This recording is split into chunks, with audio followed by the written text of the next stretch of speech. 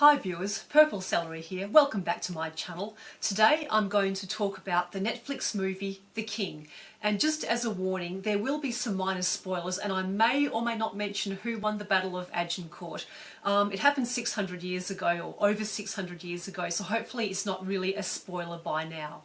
So The King is a big production from Netflix, and it's about the story of Prince Hal, who reluctantly becomes King Henry V of England upon his father's death.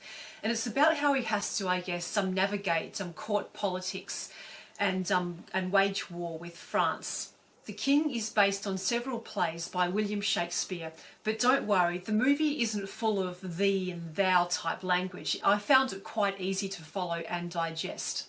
The movie has some big names in it, most notably Timothée Chalamet, who plays the role of King Henry V. I really loved Chalamet in the movie Call Me By Your Name. I think he is a terrific young actor and he is definitely going places. I also thought it was great personally that the movie had a couple of really good Australian actors in it. So it had Ben Mendelsohn, who played King Henry IV, Hal's father, and also Joel Edgerton, who did like a really good job as John Falstaff. And finally, I have to mention Robert Pattinson. He has really come a long way since the Twilight films. He did a very good job of playing the Dauphin of France.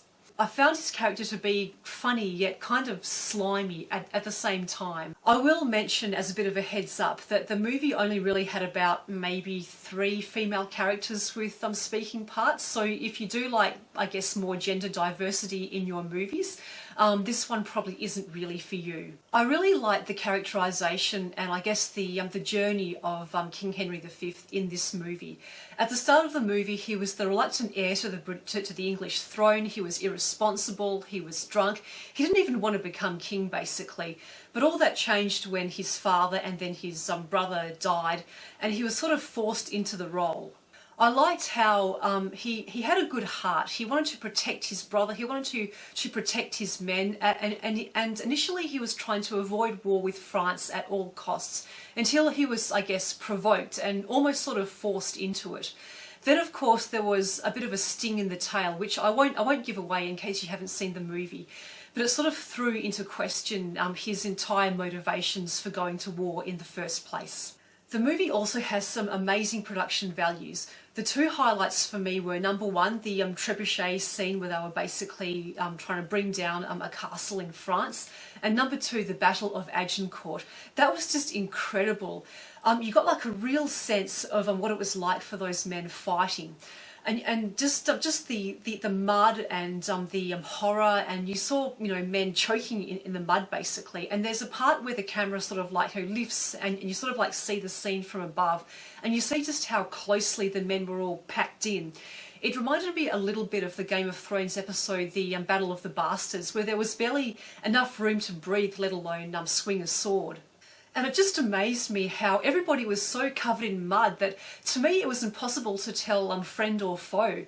And I do wonder if back in the day, like a lot of deaths were caused by I guess not friendly fire because there was no gunpowder, but people mistaking you for the enemy. There were a few historical inaccuracies with the movie.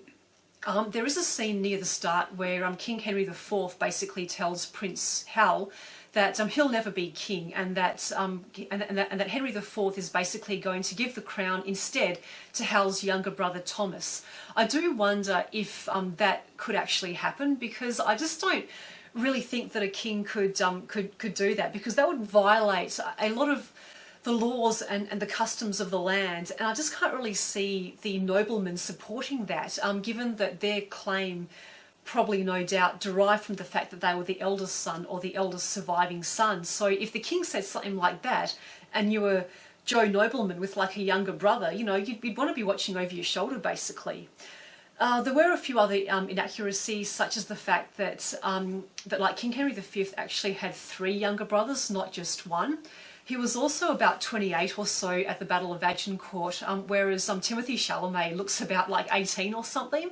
And finally, the Dauphin of France, played by Robert Pattinson, as I mentioned earlier, wasn't actually present at the Battle of Agincourt at all, whereas in the movie he is.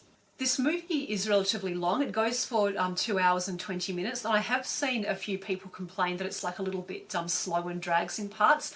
I personally didn't find that at all. To me, the movie was like really absorbing, really captivating.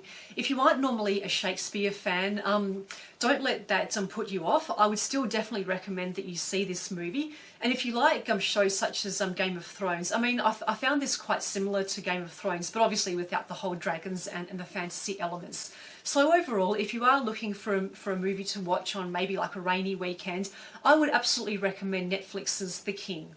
But that's enough from me. If you've seen The King, what do you think? What are your thoughts? Please leave them in the comments below.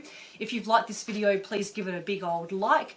Subscribe to my channel if you haven't already, and hopefully I'll be back sometime soon with more reviews. In the meantime, this is Purple Celery, over and out. Thank you so much for watching.